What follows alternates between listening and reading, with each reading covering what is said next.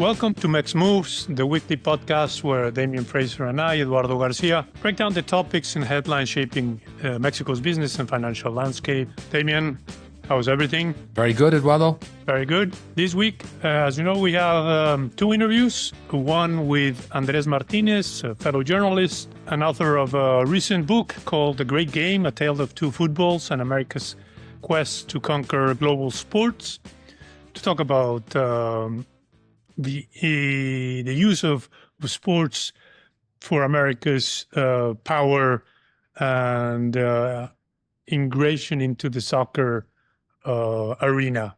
We will also talk with Pedro Casas, the head and CEO of the American Chamber of Commerce here in Mexico, about the latest developments with the review process of the United States-Mexico-Canada agreement. And we'll chat, you and I, about how the economy is doing, a little bit of infighting between Fibras here in Mexico, an important investment by the company called Flex in the country, and a few more other items. So, Damian, why don't you start giving us your impression of how the economy is doing as the first quarter ended? Sure. So there's new leading indicator data showing that the economy basically didn't grow in March. It's preliminary data, but it's consistent with other things that economists and companies are seeing, that March was weak. And Banco Base is now forecasting a contraction in GDP in the first quarter, which will be the first decline for more than a couple of years now, and we may even see some modest reductions in the forecast growth for this year. Right now, the city Banamex survey, or the Banamex survey, the city survey as it's now called, is at 1.4%. From 0.8 last year, so nothing impressive to begin with, but may even come down. Whereas city is looking at city consensus is now at 4.3% inflation versus 4.2. So inflation numbers are picking up. Growth numbers still relatively stable at low number of 1.4, but the latest data is not very encouraging. I think there's always different drivers.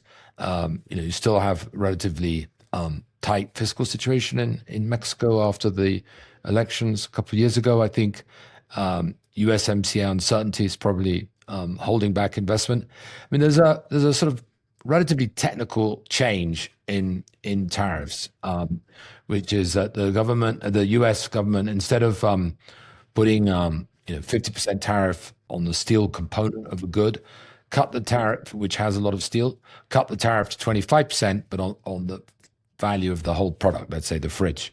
And obviously it depends how much steel is in the fridge, let's say.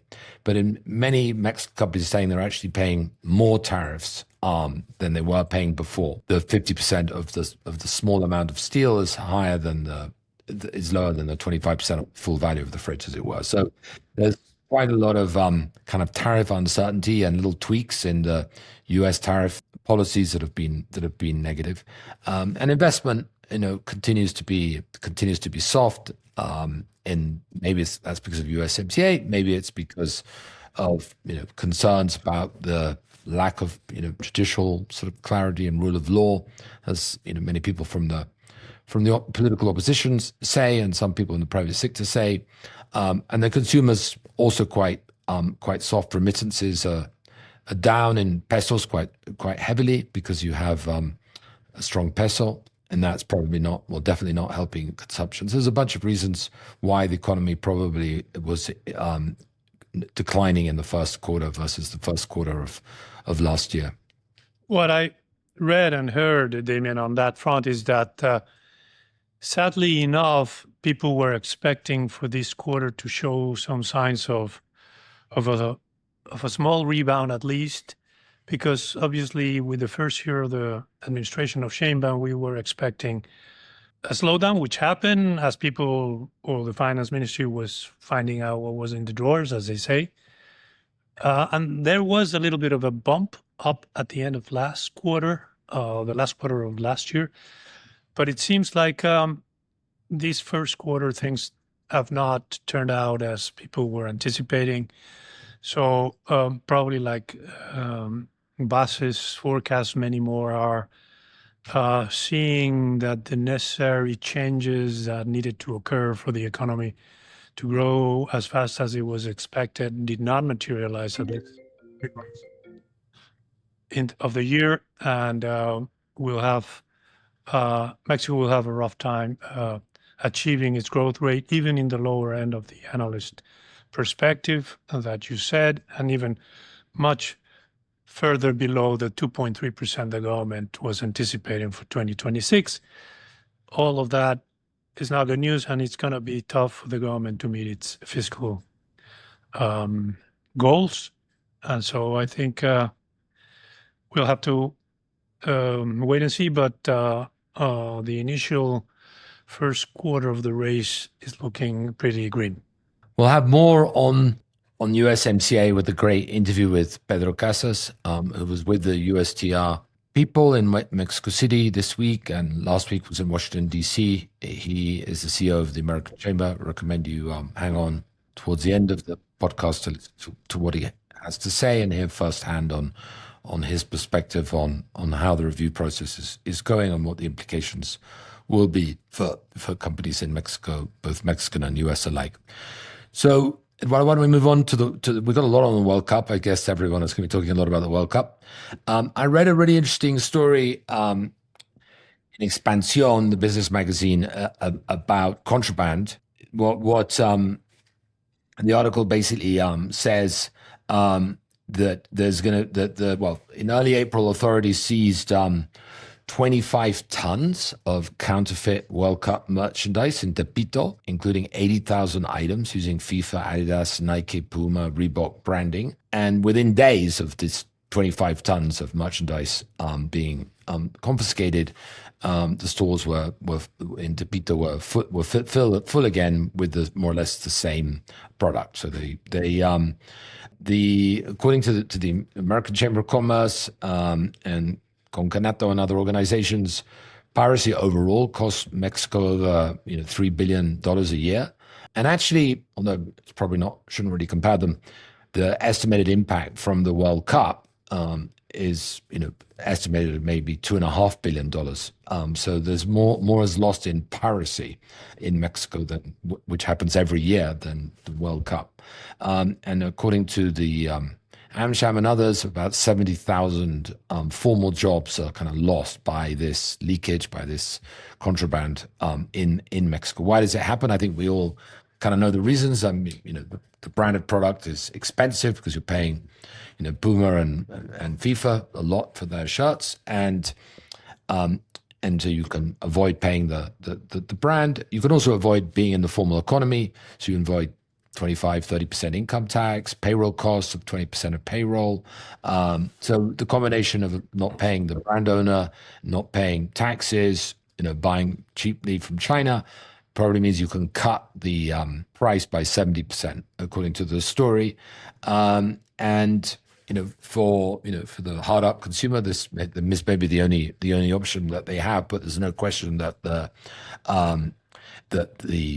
brand owners and FIFA are losing a lot through the lack of compliance, the lack of enforcement, and obviously there's as everyone knows, there's a certain amount of collusion between local authorities, between police, and between the street sellers to allow this to happen, because it's happening for the most part in daylight. Now it's obviously completely different, but it is about contraband. Mexico also loses a ton of money. In this case, it's the government on fuel contraband. And there was another story in a bunch of papers putting the estimates at $25 billion, so a big 5 times more than pirating. So Mexico is losing on both sides, but we should put it in perspective that what they lose from fuel theft is many, many times higher than what they lose on the overall kind of contraband of consumer products. But, both are bad, but the fuel contraband is a much bigger problem. It's a huge problem, Damian. I mean, just the numbers you gave about the confiscation of these T-shirts, and then a few days later they were full again. My God, the capacity to to do this. It's quite striking, quite. I don't want to use a positive word, but it's ingenious on the part of those people. I mean, I see it all the time when I go to football matches. The fake proprietary products are there all the time, and I guess they're imported from somewhere. Maybe they're produced here. Who knows? But both fueled and this amount, it's really damaging for the economy. I don't know if the brands could do something about it. As long as the price differential is so large, I'm afraid, unless someone goes to prison, I'm afraid this will be continue, and it's sad for everybody, I would suspect, except for the consumer who nobody knows that it's a fake T-shirt in the end. They all look alike. They're very well done in that sense, but my God, what an issue. That's right. Well, you had something on more positive sides. The first two notes been a bit negative on Flex. That's right. It's the data center fever continues to rise in Mexico, and Flex, which is a global electronics manufacturing giant, perhaps better known to industry insiders than to everyday consumers, but they are a key player in the technology supply chain.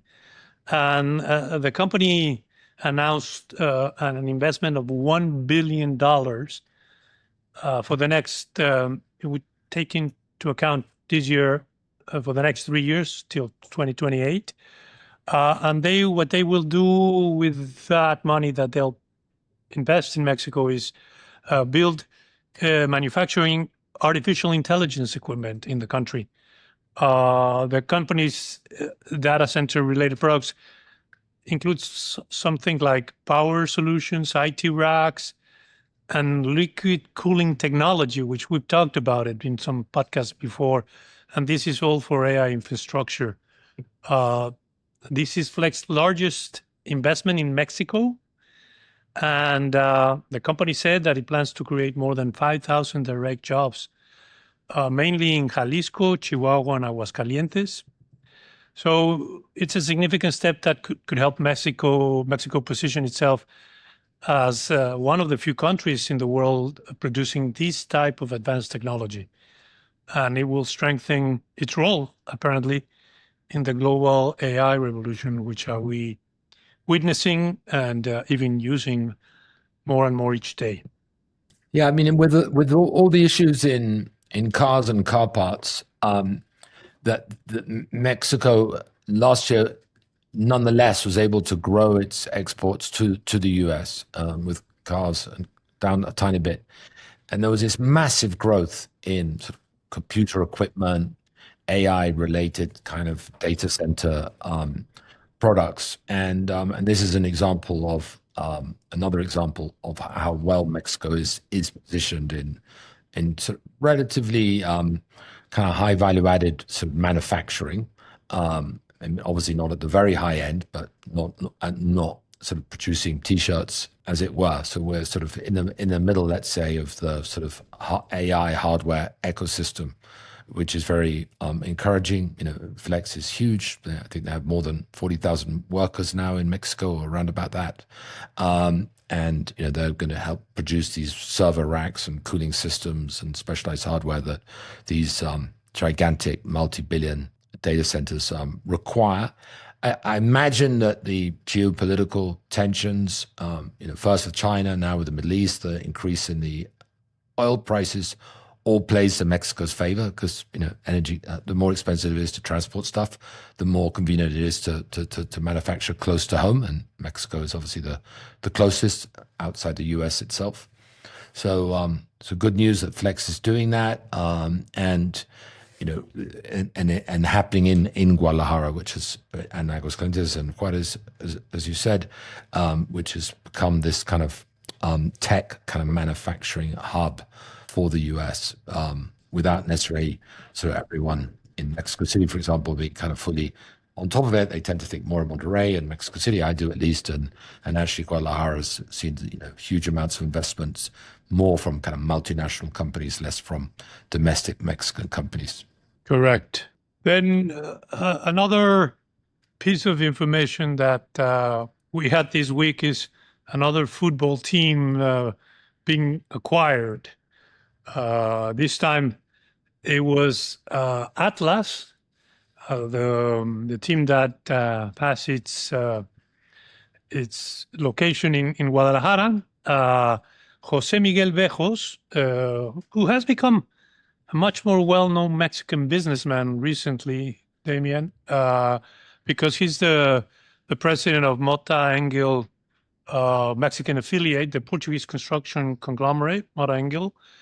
And he, not the company, he himself, and not even his family's company called Grupo Prodi, bought Atlas from Grupo Orlegui, which had owned two teams, Atlas and Santos, in Torreon. And obviously, now the FIFA bans multiple ownership of clubs. So they're divesting, and Bejos acquired Atlas. The transaction was valued, and this is what the media reported, at nothing less than $220 million. I know that in U.S. franchise sports, major leagues, NFL, NBA might not sound like a lot, but it's quite a high price in Mexico's football industry. And just one last point with this, Bejos is the second team that he's purchased. In 2018, he bought, not in football, but in baseball, Los Pericos de Puebla. So he's now an owner of two entertainment or sporting companies that are meant to grow as they become or they merchandise their products and their venues and whatever much more efficiently and much more in a market-oriented format. Yeah, I don't think, I might be wrong, that it's sort of official in the sense, I think it was reported in Medio Tiempo. It was reported, you're right, sorry. Because the number does seem quite high. I mean, General Atlantic bought 49% of a holding company that owns Club America, Estadio Azteca, now called Estadio Banorte. I think for the next month, FIFA's making us call it Estadio Ciudad de Mexico, plus a bunch of real estate, and for 490. So half of that, is 245. So surely America is a stronger team with a stronger fan base than Atlas, but maybe the number 220 is not accurate. Maybe there's other variables that we're not aware of. I'm very keen on Atlas because it's red and black, the colors of the shirt, as all the Mexicans listening to this will know. And the reason it's red and black is that it was founded by three Mexicans who studied at Aberforth College, which is a Catholic school in North Yorkshire, where I went to school for 5 years of my life. And those three Guadalajara boys, Juan Jose Cortina, Lico Cortina, went back to Guadalajara, I think in 1916, and founded Atlas. And every time they play, I see the red and black, and it reminds me of the horrific school and all the horrible times I had in the north of Yorkshire as a teenager in an all boys school. So when it comes public, you won't buy any Atlas? It sends like shivers down my spine when I see them playing. So anyway, we'll see. We'll see if that gets closed. Though obviously, last year in Olvatio Capital bought Querétaro from Grupo Caliente, apparently for 120 million. So there's basically this. The FIFA is enforcing this rule that you can't own more than one club. So all this buying and selling going on to meet that rule. I think there's just one team left, with Grupo Pachuca owning León and Pachuca, but sure, no doubt that will be fixed. So moving on to perhaps less interesting subject to some, not to me, than football, which is industrial real estate, and in Mexico. So we've talked a bit about this takeover battle for Fibra Macquarie. Prologues announced an agreed deal that they were going to buy it, and then quite soon after that, two other industrial REITs or Fibras came in, Fibra Monterrey, based obviously in Monterrey, and Next, which is the kind of sister company of Funo, Fibra Uno, and they said, well, they wanted it as well. And one of Fibra Monterrey's kind of calling points was that they are internalized. They don't pay a fee to an external entity, and they pay the management of the properties out of their own pocket, as it were. Although ultimately that pocket is the pocket that belongs to the shareholders, but at least there isn't a sort of fixed fee. And Prologis came back with a really strong press release this week, saying basically saying that Fibra and Monterrey had done a poor job at controlling these expenses, that the shareholder ends up paying for them anyway, that the expenses have grown in line with their increase in assets. So to argue that they would be able to manage these new assets without increasing expenses would be inconsistent with their track record. It was really quite, by Mexican standards at least, maybe quite common in the US. It was quite personal. It was quite aggressive. As far as I know, as I speak, Fibra Monterrey hasn't replied, but it's become quite a heated takeover, more like American than Mexican lines. And we'll see where it ends up. But clearly, I don't imagine that Prologis and Fibra Monterrey will be sharing the same dinner table anytime soon after this press release. It's quite unique that they have been so outspoken. I don't think I've seen anything like it before, Damian, in Mexican business culture. Everybody tends to be very gentlemanly behaved. And this is the first time that they're taking their gloves off. So we'll see how it all ends up. Yeah, I mean, I think it's not gentlemanly kind of behind the scenes. There's quite a lot of backstabbing, as we saw with the takeover battle for Banamex between Fernando Chico and Grupo Mexico.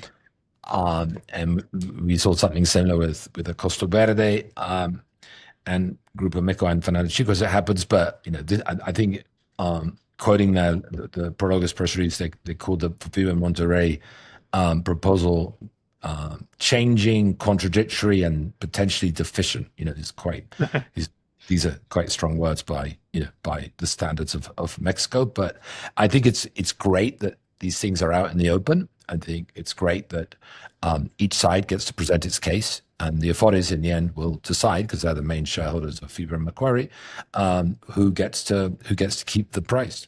Correct. So shall we move to some rapid quick takes? Absolutely. So quarterly earnings, I mean, we're just really beginning, so probably we can talk about it in a bit more depth. But first quarter came out, as we sort of mentioned. The consumer has been relatively soft, or there haven't been very many numbers. Chedraui reported sort of, I think, slightly soft numbers with a slightly soft kind of outlook. They're the main consumer company that has come out. The airlines and the airports, Aeromexico has reported, and obviously their margins were hit by these big increase in fuel prices due to the war in Iran. That was to be expected, and the stock had already adjusted. Airports, you had weak traffic numbers. Probably the sort of El Mencho effect and obviously hurt tourism, especially in the Gap airport, some of the Gap airports. But Gap was able to offset that with some impressive kind of non-passenger sort of revenue growth, and also good cost control. So their actual cash flows went up. Whereas Azur didn't have that, because they had, I think, a lot of expenses related to buying the airports or buying the airport facilities in the United States.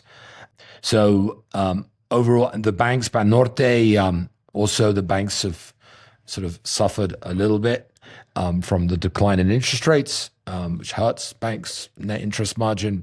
Banorte's numbers were a little bit soft, and what you're seeing is banks kind of growing their consumer loan book quite aggressively to offset much weaker loan growth or no loan growth in their corporate loan book, basically reflecting the lack of investment. Margins are higher on consumer loans because risk is higher, but unfortunately provisions are also higher. You need to put aside more capital. So the net effect of all of that was slightly weak earnings and I guess overall a relatively weak outlook. Good. On my side, I have the news that another Mexican company is ready to leave the Bolsa. This time is HICSA, the real estate developer and administrator. It announced that it will soon launch an offer to buy back all the shares in investors' hands as a first step to delist itself from the Mexican stock market. This way, HICSA joins companies like Biopapel, paper maker, the construction material firm Elementia, the dairy conglomerate Grupo Lala, retailer Grupo Sanborns, and poultry and egg producer Industrias Bachoco. All of them have left the bolts in the past 5 years, and now we'll have one name erased from the listings in the next few months, which is not good, but it's happening all over the world. From my side, at least to me, a surprising change at Banamex. As you may have seen, Manuel Romo, the CEO, just a few weeks ago was next to the new chairman, Fernando Chico, left the bank, and was about to leave the bank. And the new CEO is Edgardo del Rincon. Edgardo comes direct from Bajío, where he was the CEO. And I guess that this is Fernando Chico kind of putting his guy in Banamex now that he's de facto taken control, and I guess having a kind of holdover from Citi was not what he wanted. I think in addition to that, Bajío has done a pretty good job over under Edgardo's leadership at sort of improving the ROE.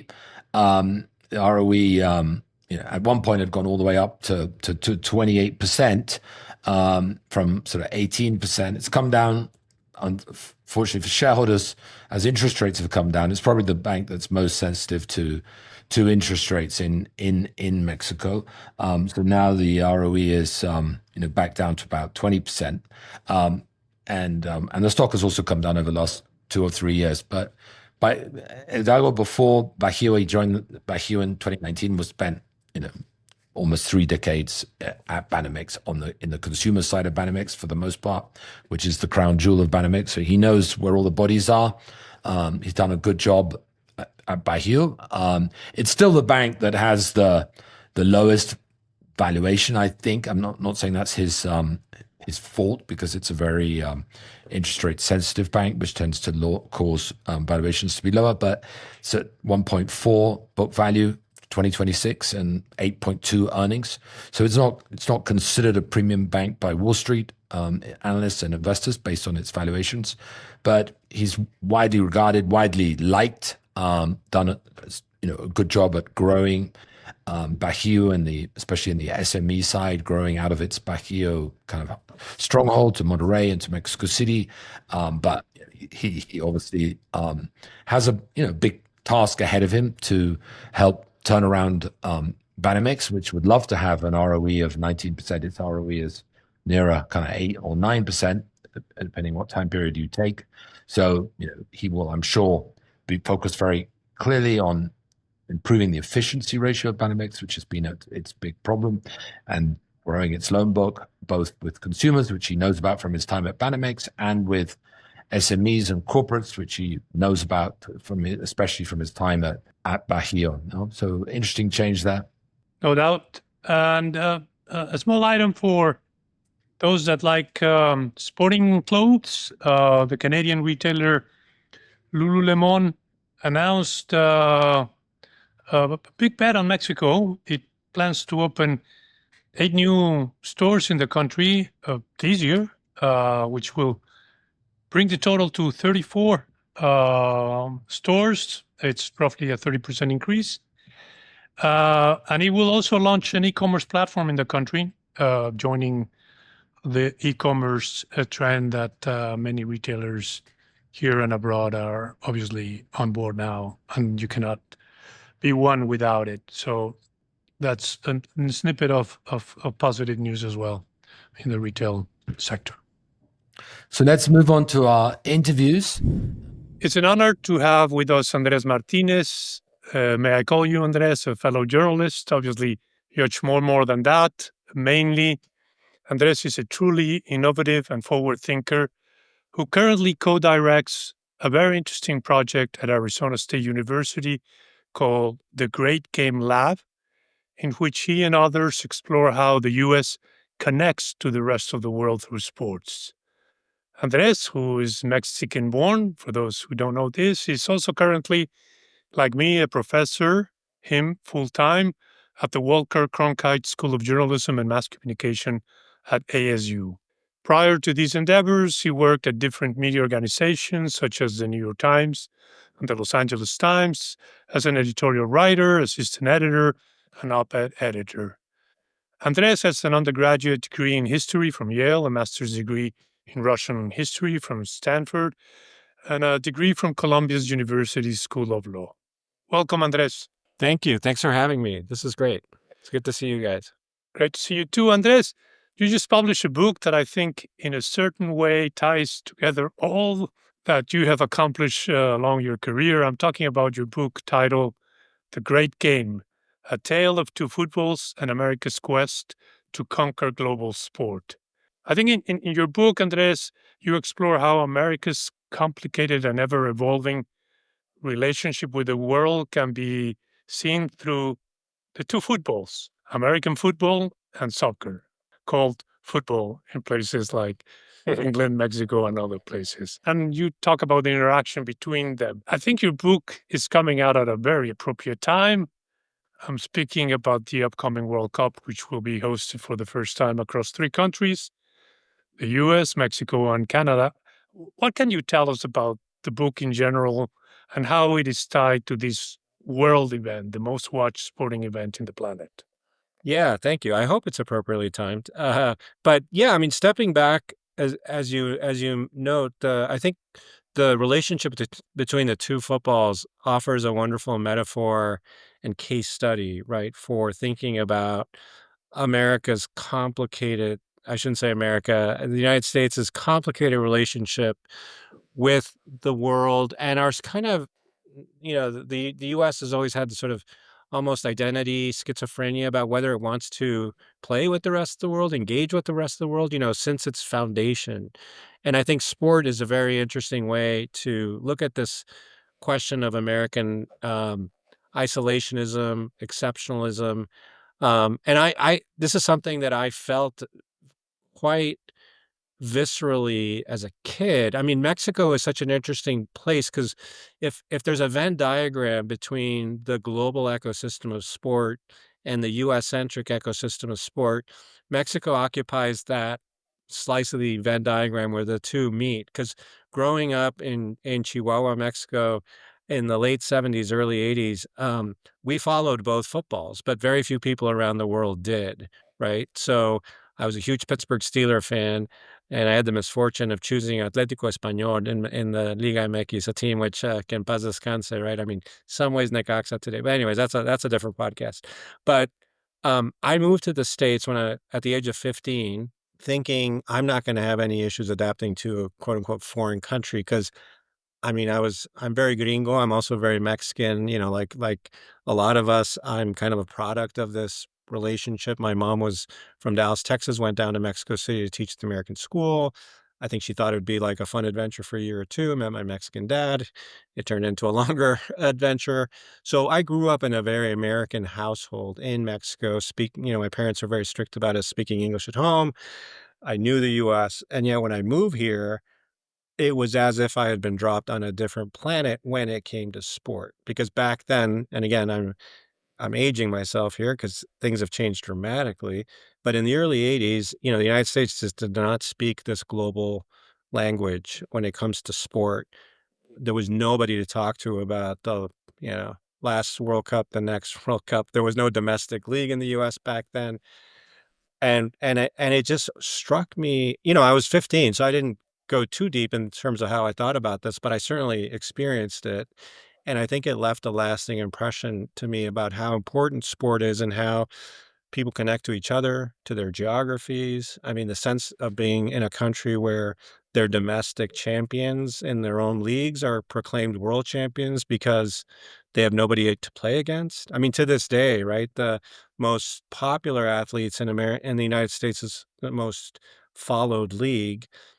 They don't never get to represent their country. I mean, Tom Brady never got to wear a Team USA jersey because there's literally no one to compete against.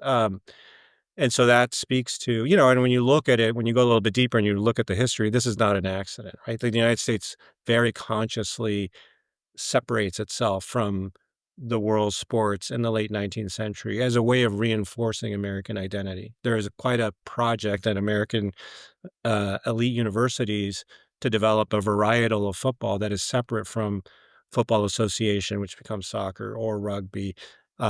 There's a very conscious decision to reject cricket and rounders and create a very patriotic story around baseball. Because there's this kind of anxiety about how do people in a nation of immigrants express their Americanness, and it ends up being through sport. So you fast forward a century later, I'm coming to the States, and I'm confronted with this separateness, which also is paradoxical because the U.S. is in many ways the global hub of popular culture in other forms of popular culture, film, music, right? And sport was always sort of this outlier. And so I wanted to write this book because this is now changing dramatically. And I think for the first time, we can say that people in the U.S. are playing and following the same sports as people elsewhere around the world. And I think that is significant. It amounts to something. And I was fascinated how and why this happened in the time that I've been living in the U.S., right? And it certainly on the eve of our shared North American World Cup, it's something worth exploring and celebrating. And it's largely a story of how the U.S. became connected to the world's default sport. And we can get into the forces I think that accomplish that. But it's also, I should say, a story of the U.S. having quite a bit of success in exporting its own homegrown sports. So, and again, in Mexico, we were early to this party of following the NFL, but now, one of the chapters in my book, I went to an NFL game in Sao Paulo, and we just witnessed a World Baseball Classic, and now you have, in the All-Star Weekend in the NBA, you have a world team. So it is kind of a two-way street, but it's largely the story of the United States reconciling itself to the world's most popular sport. And in some ways, you could even argue like taking it over. I mean, that's the conquer part of the subtitle, which for us who are also Mexican, makes us a little bit uncomfortable. But so that's kind of how I came to this topic and why I'm a sports fan, but I'm also very interested in the power of sport as a cultural force, as a business force, and I teach, as you said, in a school of journalism, and I mean, among other things, sport today is the most important form of media. So yeah, that's kind of what gave rise to this project at the university, and the book on the eve of this World Cup. In that sense, you mentioned there are business forces behind some of this. I mean, Damien and we've covered a lot of how U.S. capital has come to Mexico in the soccer Right. arena. How do you explain, or is part of the forces that you study and you reveal in your book that also business interests have coincided and have found that possibilities of profits and revenue have been enlarged by the global arena? Yeah, and I think when you think of the business interests that are advancing and accelerating the globalization of sport at a time when, we're supposedly rethinking or pausing globalization in other areas of life, I think they're twofold and maybe concentric circles. I mean, for quite a while now, you've had this situation where major U.S. multinational companies found this U.S. estrangement from the rest of the world in sport to be kind of an awkward thing to navigate. Like Coca-Cola wants to have a global presence. They cannot just brand themselves through sports that only reach a North American audience, right? I actually opened the book talking about this conundrum that Americans put themselves in, talking about my favorite TV commercial of all time, the Mean Joe Green Coke ad. Again, some of your listeners might remember this. A lot of your listeners might be too young, but Mean Joe Green, famous Pittsburgh Steeler player in the late 70s, 1980, there's a commercial where he's hobbling off the field and a kid offers him a Coke bottle that's very sweet. And it shows how one little bottle of Coke can turn around your day, right? And Coke loved this. It won all the awards. Coke tried to pitch it to bottlers overseas, and they were like, "We have no idea who this person is. Seems like a great ad." And so they cut the same commercial with Maradona for the Spain World Cup in '82. I still have some posters behind me of that World Cup. And again, it's like U.S. multinationals having to navigate these two sporting languages because, Coke needs to go far beyond where people know about Joe Green. So they become the first global sponsor of Coca-Cola at a time when nobody in their home country really cares that much about soccer, or very few people. Electronic Arts is another fantastic example of this. The video company maker, they produced Madden in the video game in the late 80s, early 90s. Fantastic video game, big success, but only going to reach certain, 30% of global GDP, right? Like try selling an NFL game in Nigeria and Thailand. So of course they also have to make FIFA, right? The video game. Nike, is kind of owns the US sport apparel space, but in the mid 90s with globalization, they're like, we need this other sport, even if it's not a huge hit yet in our home country. So they go out and they get the rights to Brazil. So that's always been the imperative of multinationals, McDonald's, go down the list. The more recent phenomenon, so that's the corporate imperative of connecting the U.S. to a sport that's more global. More recently, though, we're seeing this additional layer that's more directly in the operation of sports itself and the sports franchises.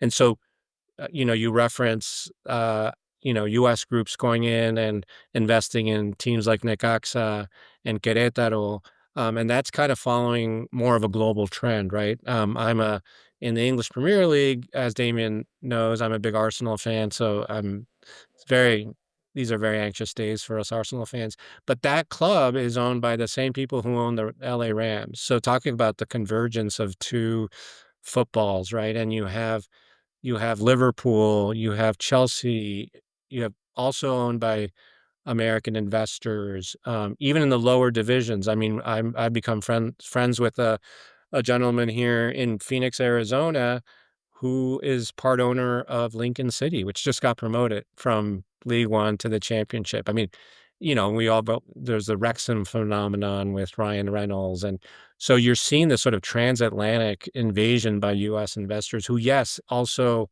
see the potential of kind of Americanizing the sport on the business side of things. I think Americans have been more comfortable for longer at this idea that our professional sports are first and foremost a business and not necessarily like community nonprofit assets.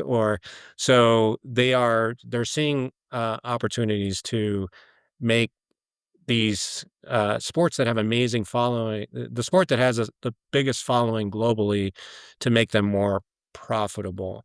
And also like U.S. sporting interests, they want to be more like Hollywood. They want to be more like Taylor Swift. Like the NFL, our biggest sporting production in the United States is the Super Bowl, still watched by more people inside the U.S. than outside the U.S. That's very different than a Hollywood blockbuster movie, which will make 3/4 of its box office outside of the U.S., or Taylor Swift, who had 70% of her concerts outside the U.S. Those are truly global products, right? And so this is why, if you're Roger Goodell, the commissioner of the NFL, priority number one is globalization. It's why they've been playing in Mexico for many years and why they're going to Brazil and Madrid. But it's also why some of these owners are saying, well, you know what? Why don't we? Yes, we're going to grow our sports, but let's hedge a little bit here and diversify and also acquire English Premier League clubs and clubs in Mexico. And so we're seeing this new model and this is a very recent phenomenon, but it's accelerating, of these multinational, multi-sport conglomerates. I mean, something that we always thought was inherently local, right? The operation of a sports franchise. But, we used to think that about the beer industry too. And that, we saw what happened there. So that trend is going to be really interesting to follow. And it's very much driven by, US based sports interests in conjunction with, other investors out of the Persian Gulf and other places. And there are frictions associated with this, but this year in the English Premier League, a majority of clubs for the first time are owned by Americans. I mean, this is kind of, would have been unthinkable not long ago. Which is very, very interesting. One sport that I think American culture has really renovated or revamped it is Formula One. I don't know if you follow the cars, but Live Nation has done a tremendous job with Netflix as Yes. partners to really bring that sport to an audience that was not there before. I mean, in that sense, do you feel that the way US produces these tournaments, these sporting events, can even enhance the value of other teams and other leagues by knowing how to merchandise it, how to really explode it to its up degree? Obviously, there are some caveats there because I think, for instance, the European leagues are very well run, the football leagues over there. But I wonder how much of the American money or the Qatari money or whoever is there has influence to make it even bigger than it was before. Yeah, and Formula One is really interesting because that, in racing, you also had the U.S. expressing its exceptionalism and differentiating itself from the rest of the world historically, right? We had NASCAR, and weren't huge fans of Formula One, but there too, we're seeing this convergence where now, the U.S. is very invested and interested in Formula One and sort of operating it. And one of the big turning points, as you point out, was that Netflix series, and that to me is fascinating because it seems to be like a progression of sport becoming so dependent on media and media on sport. I mean, it's a very symbiotic relationship. So we're seeing that shift. And yes, I think more broadly, there's perhaps a little bit of hubris in, American capitalists thinking they can go into Italy and Spain and Mexico and England and feel like they can run this thing better, right? Or then they can make it more profitable. Now, some of that might be well grounded in the sense that historically some of these leagues, they were run very differently. And I think the thing to understand is one of the things that the beauties of the beautiful game globally, but also one of the things that makes it utterly chaotic is its openness and the fact that we have pyramids around the world and we have overlapping jurisdictions and you have promotion and relegation. I mentioned I'm an Arsenal fan. I mean, they've been competing in 4 different contests. Well, now they've been knocked out of 2 of them, but they're competing in for a European trophy. They're competing in their league. They're competing, and these are very open systems. And you have promotion relegation. They're untidy by definition. Um, in my book, I talk about the NFL as an example of socialism in one country, which is an old Stalin term, right? Ideological axiom that he invented. So I had to I have to use my Russian history for something.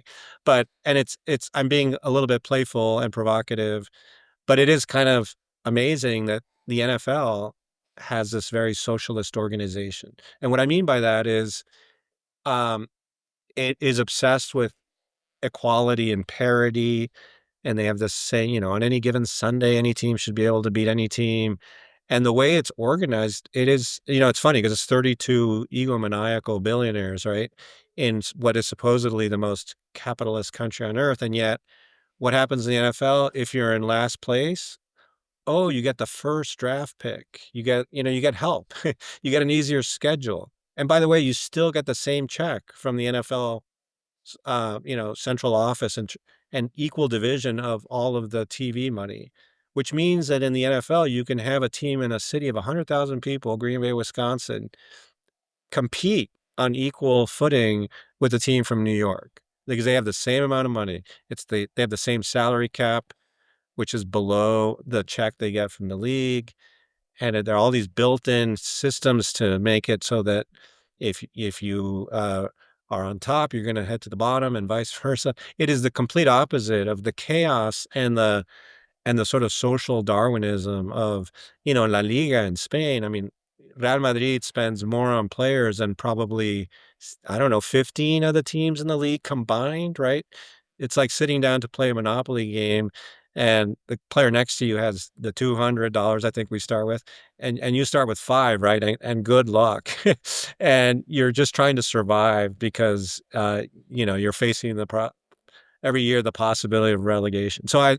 Now, one of the ways that one of the reasons the NFL can be so tidy in the way it's organized is it's a closed system. There's not, they're not competing for talent with leagues in 16 other countries. There's no relegation promotion.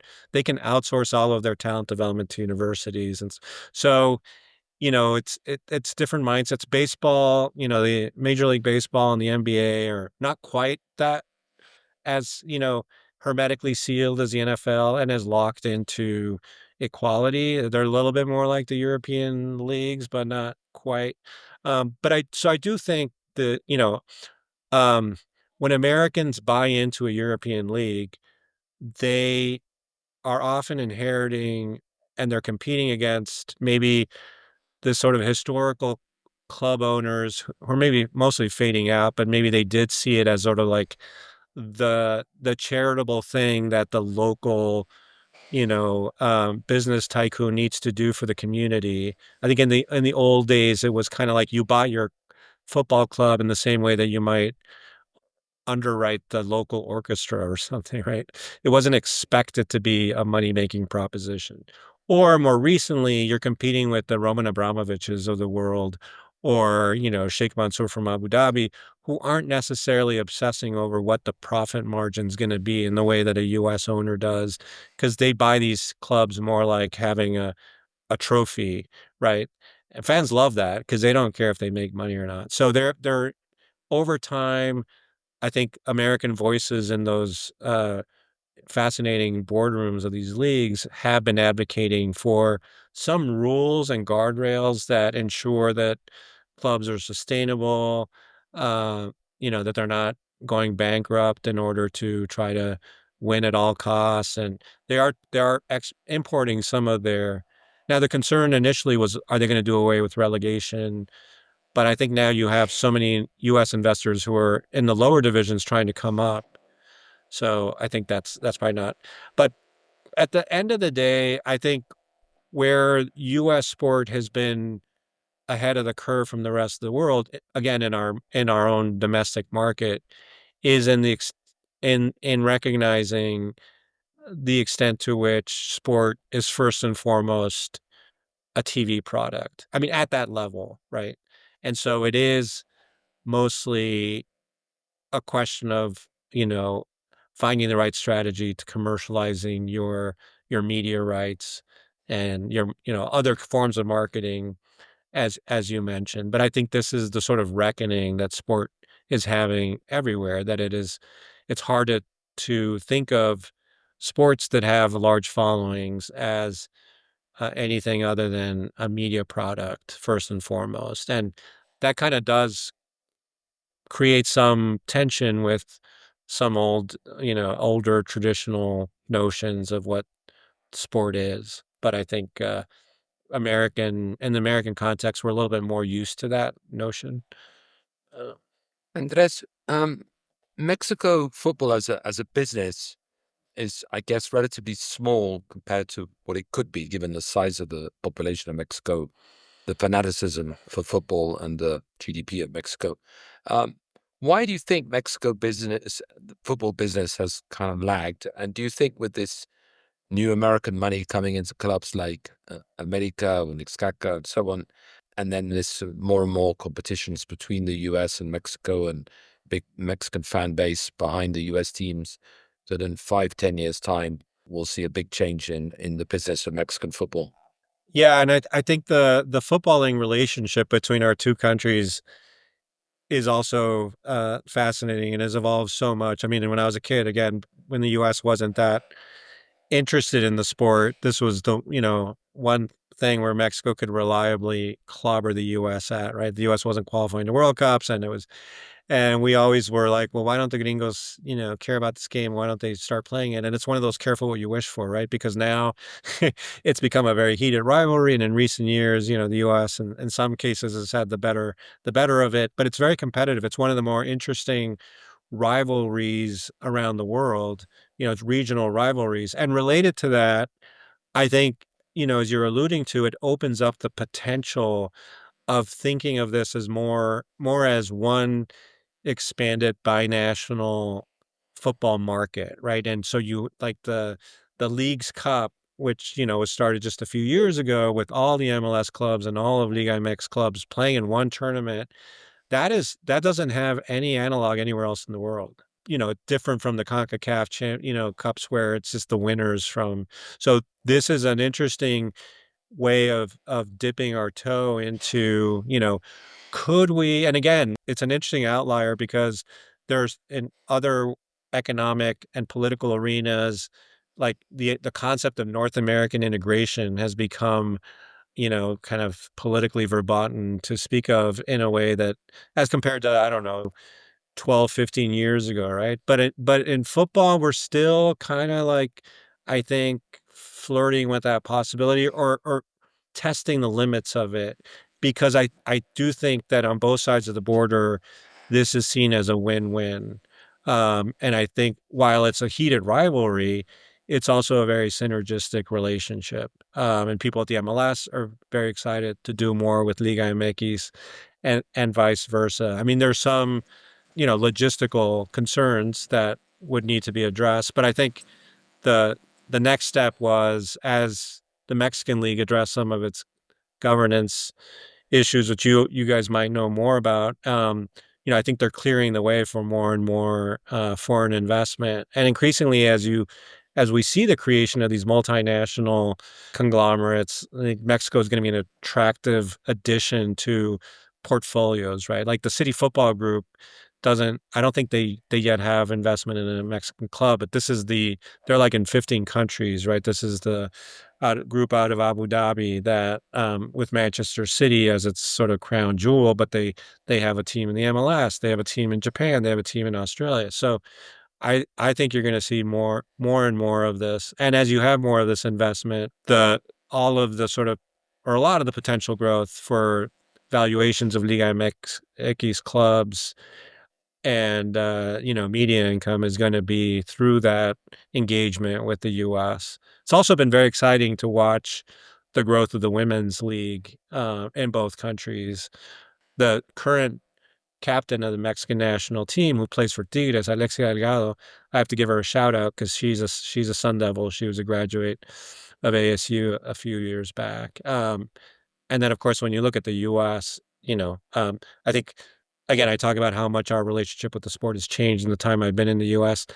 You can't overstate the role that women playing soccer in the U.S. post passage of Title IX in the 90s helped to make the game part of mainstream American culture. It was really immigrants and girls and women taking up the game in the 80s and 90s.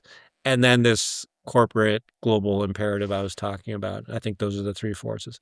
But yeah, the more and more cross-border engagement and, again, dare I say it, integration, it's going to be really fascinating to see how far we can take that. Andres, last question. With respect to the World Cup, last time the US hosted it in 1994, there were record attendances, I think 70,000 people, per game. And it had a significant impact on helping accelerate the adoption of soccer. What kind of impact do you think this World Cup will have? And the fact that it's a North American World Cup between Canada, US, and Mexico, do you think that will also help accelerate this sort of sports integration that we talked about? Or would it be more just an isolated event that's over within a month? I think it's yet another milestone in the U.S. becoming closer to the sport. One of the things that's a little bittersweet is when this World Cup was first awarded to the three North American countries. And if you go back and you read the bid proposal for it, people forget you have to apply for these things, right? And you can go back and read.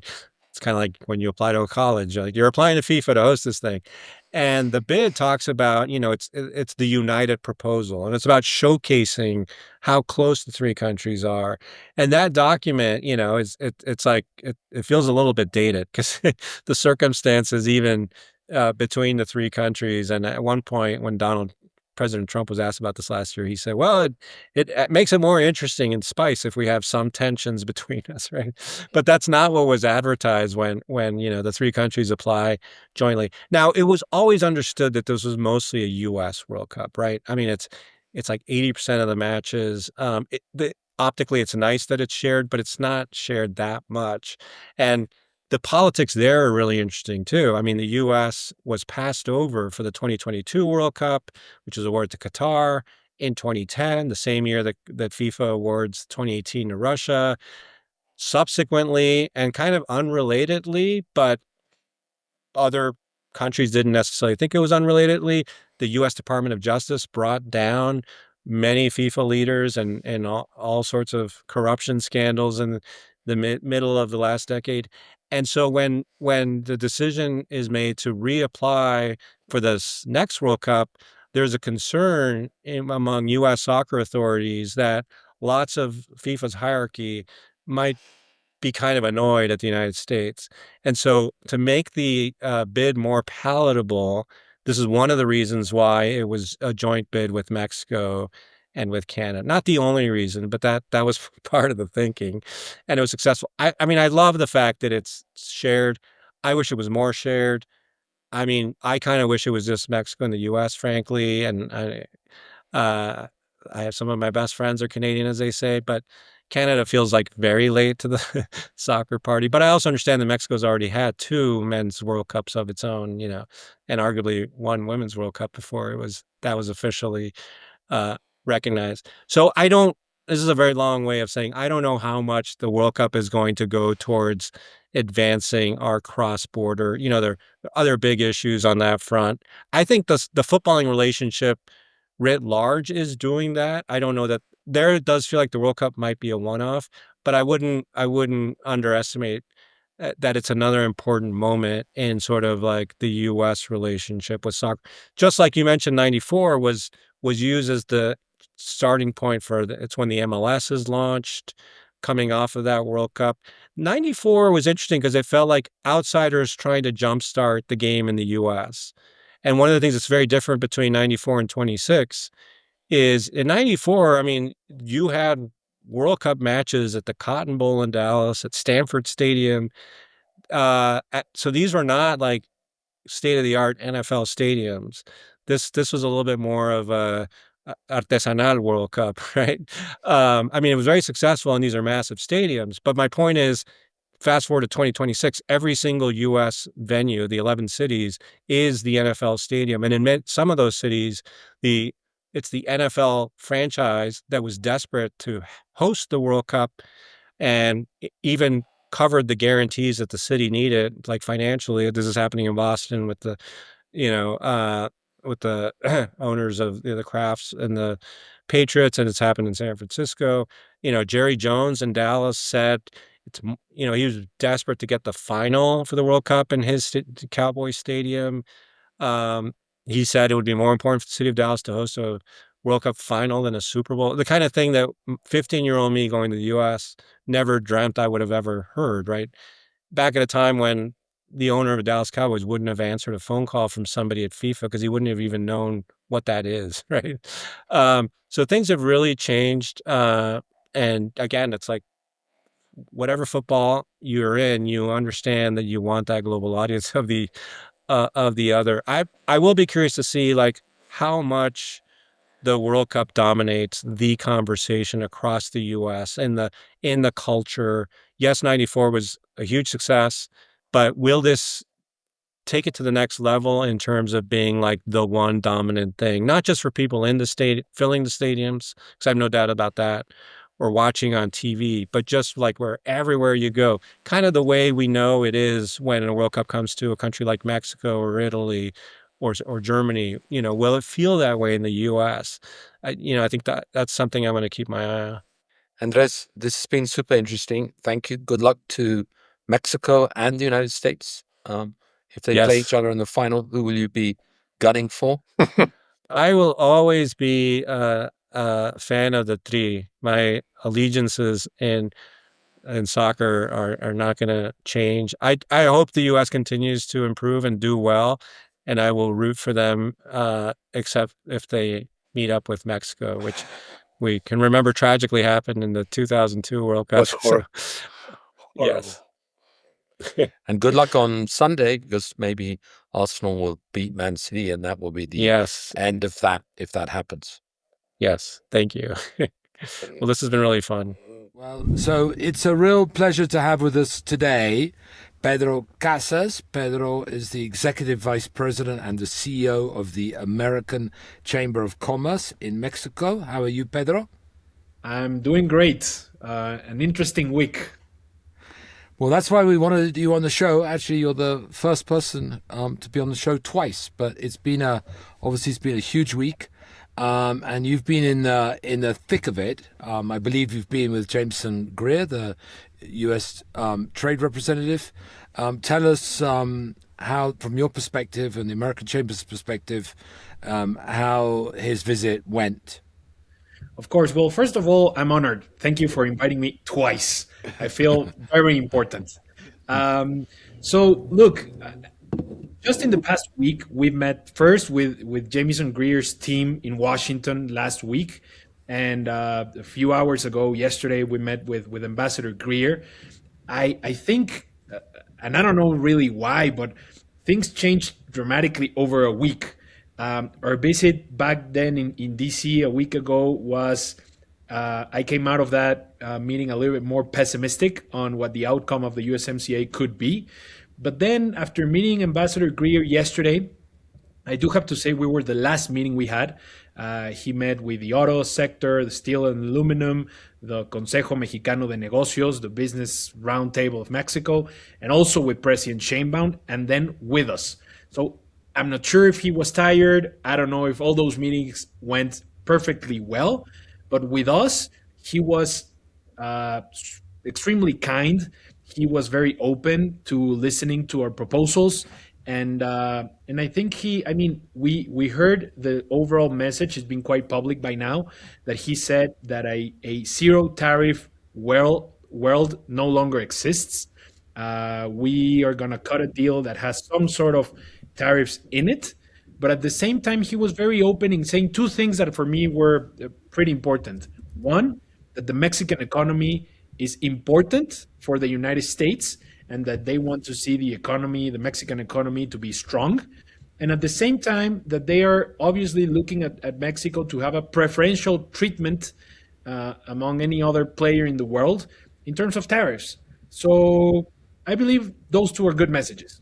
And what do you think Mexico has to give in return? Like block or Chinese imports by raising tariffs on them?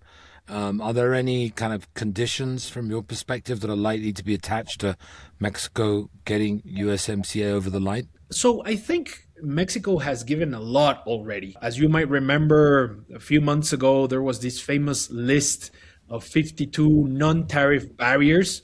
Nobody really knows how that has moved forward, but it's in everyone's understanding that they've kind of checked already a lot of those. So that's a starter. But then overall, but more on a macro perspective, I believe that the bet on both countries is one, to help each other out to re-industrialize both of our economies. Second of all, a term that I heard this week for the first time is to North Americanize the supply chains, Norteamericanizar, that's a very tough word on both languages, our supply chains, which is basically what you just said, make stronger efforts to move China away from the region, a little bit on energy and critical mineral security. And among those things, the hot topic of the week is the famous rules of origin. which is basically the metric that can actually measure success on those issues. In the automobile sector, some of the U.S. car makers and European ones have kind of complained that in some cases Mexico actually gets worse treatment than Japan and Europe. Did you find that the USTR and in general the U.S. people you met with in Washington and then here in Mexico City kind of open to addressing that as part of the USMCA? I believe they are, because there was a strong argument made by the auto sector, which was that North America lost 2 percentage points of market share last year in the auto export market. And that was not Mexico, that was North America. That was the US, Mexico, and Canada losing market against China, right? It was not Mexico losing some market share and that won by the United States, which is kind of the overall thinking coming from them. And I think that message went loud and clear to USTR Greer. And so they're actually now understanding that those tariffs are not helping anyone.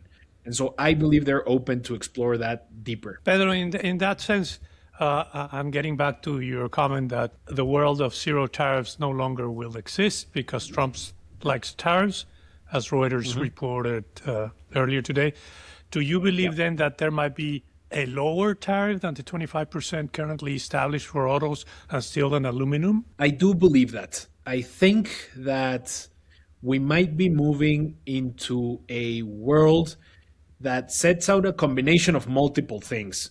One, and the optimal would be that everything that is USMCA compliant, that could go out with a 0% tariff. I do believe there's a space for a 0% tariff on that front.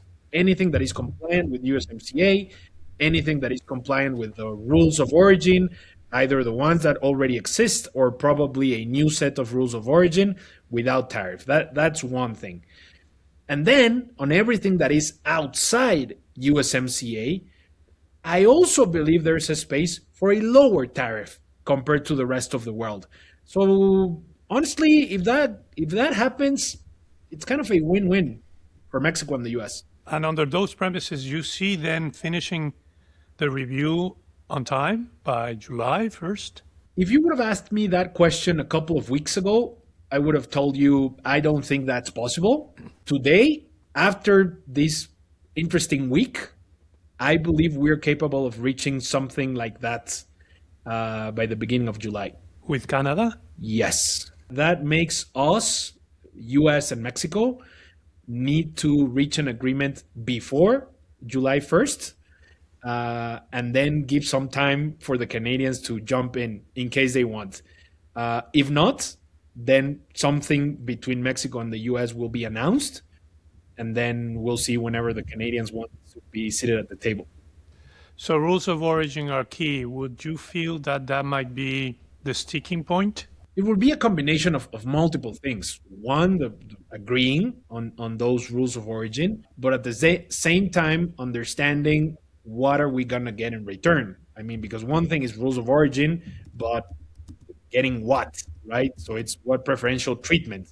If the preferential treatment is sufficiently attractive compared to the level of rules of origin, then that could fly or not. We will need, I believe that's going to be, yes, I have gave a lot of, I said nothing just to say that, yes, you're right. That's going to be the sticking point for sure. If we don't get an agreement by July, do you think we'll get a sort of an agreement shortly after that? Or do you think we'll be in a situation where basically there's going to be a kind of annual review of USMCA, which could be bad for investment in Mexico in the sense that it won't encourage people to have a long-term horizon when it comes to, multi-billion-dollar capex programs? That's kind of the million-dollar question, Damian, honestly. And again, my take after this week is that potentially all the partners involved, all the parties involved,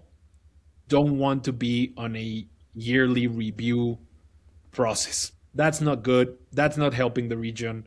The economic argument is pretty clear by now that that's not the way forward. The key issue here, and this was something that was stressed on every single meeting by Ambassador Greer, is that whatever the deal is, it has to bring new investment to the United States. It has to create jobs in the United States. That's the critical thing.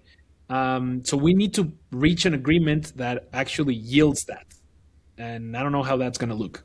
Pedro, one last one from me. Do you see any other issues that are of concern? Are we sticking to commercial issues? I only heard commercial issues on these conversations. I never heard something different from that. There are a lot of parallel discussions among the things that I already mentioned, but on questioning ourselves, how can we reduce the trade deficit that the United States has with Mexico? That speaks about deeper vertical integration within the region.